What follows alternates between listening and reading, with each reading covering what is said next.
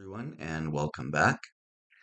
In our last tutorial, we left off with our fictional client, John Sample, having built out a statement of net worth, which you're looking at now. And what we were going to do next is look at his assets and specifically the accumulation of his assets, which is the next part. We are going to ultimately build out a retirement income for John and a one-page financial plan. We're going to do this one step at a time. So the next step is looking at the asset side of his statement of net worth. And that we see here. And you can see that John has an RRSP, a tax-free savings account, an income property, and his principal residence.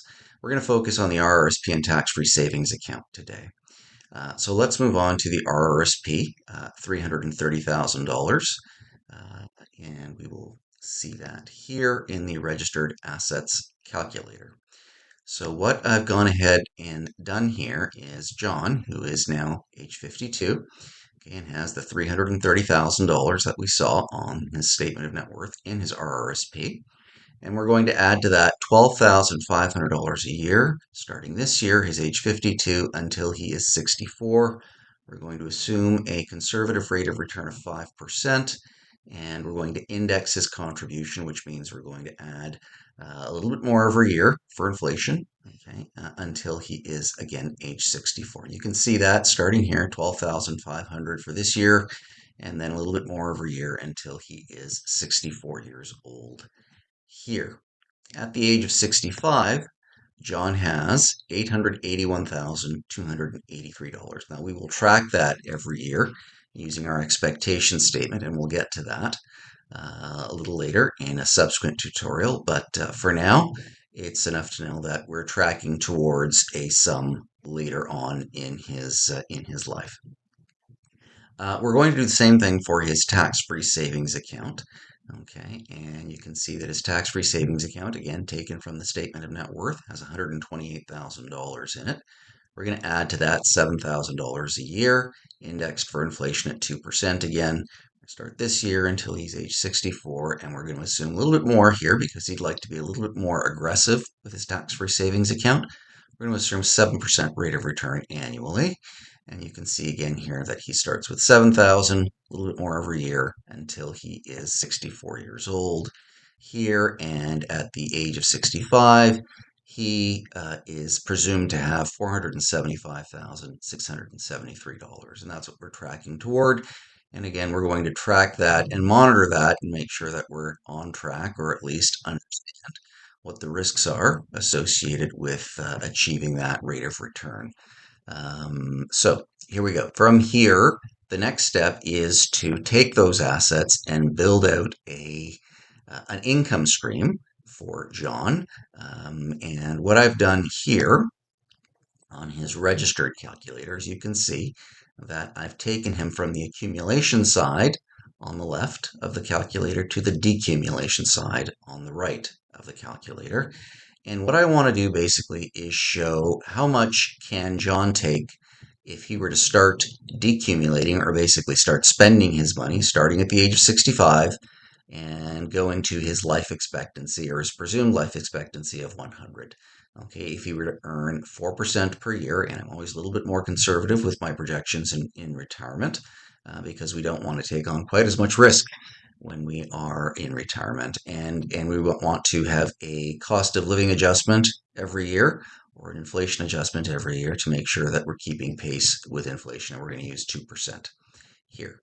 So you can see if we start at the age of 65 and we want $26,000 a year, and we're using today's dollars, you can see PV means present value, so $26,000 in today's dollars, okay?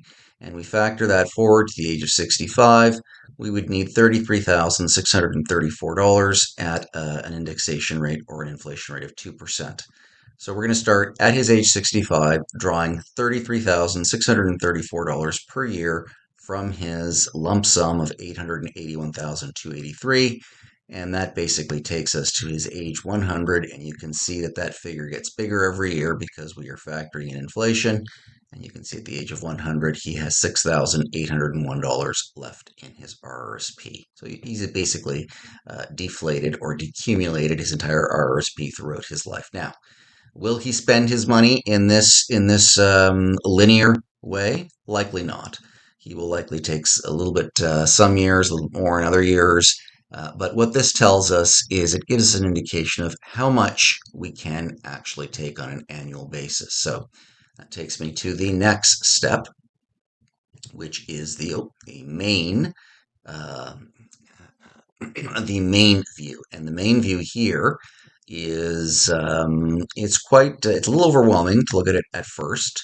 But what I want to focus on today is this side here, which is the retirement income. So quickly, as a preamble, what we are attempting to do is we're going to build out a retirement income for John, and we do that by taking into account his known sources of income at retirement. That is his fixed sources, his fixed income here, okay, and then his variable sources of income, which are made up of from his assets, his RRSP, his tax-free savings account, and any other assets that he may have that can build a cash flow or an income stream for him in retirement. Of course, he will have some fixed income, which would be his Canada Pension Plan, his old age security, and in this case, John is actually assumed to have a private pension as well. So we're going to go to that here, his fixed income calculator. And on his fixed income calculator, we are going to build out his fixed income streams at retirement.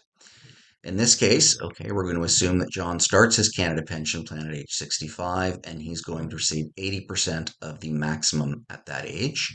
We're going to assume that John starts his old age security at age 65, and we're going to assume that he receives 100% of the maximum at that age. We're going to index both of these at a 2% inflation rate. Okay, so at the age of 65, you can see that the maximum Canada Pension Plan for John is assumed to be $21,922, and the maximum old age security $14,324.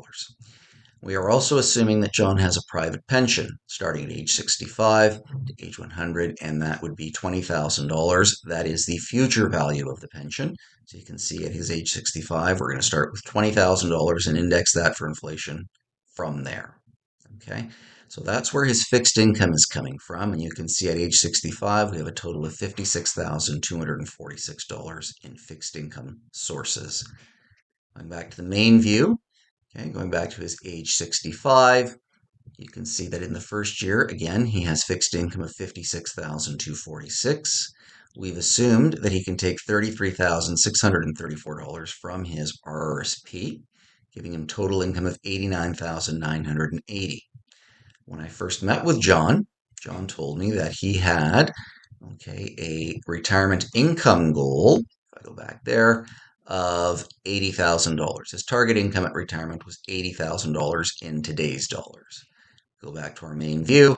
We can see that we've started with a target income of $80,000, and of course that has been inflated every year based on the inflation rate of 2%.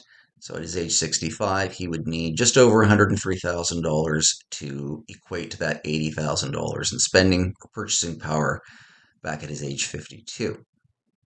So if we take all our fixed sources of income, add to that our variable sources of income from his RRSP, and we have 89,000. We take those together, it gives us a total income of $89,880 at age 65.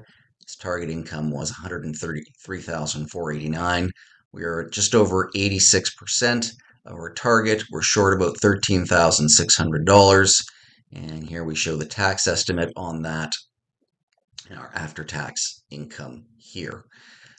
So why did I not take money from his tax-free savings account? Well, the tax-free savings account, I'm going to assume, is money that he's going to use, or John would use, for spending shocks in retirement. That means unanticipated expenses and unanticipated income requirements in retirement. The tax-free savings account is a great asset to have for those purposes because it is not taxable. So you don't have to worry about adding an extra tax bill at the end of the year or an additional tax bill at the end of the year if you have that spending shock or unanticipated need for additional income. So we're going to stop there. We're almost at 10 minutes, so we're going to stop there. And we will pick up next week with the next tutorial, and that tutorial will continue to build out his income. We're going to look at the liability side of his statement of net worth as well, and we'll continue to build out John's one-page financial plan. Thanks very much, and we'll talk to you next week.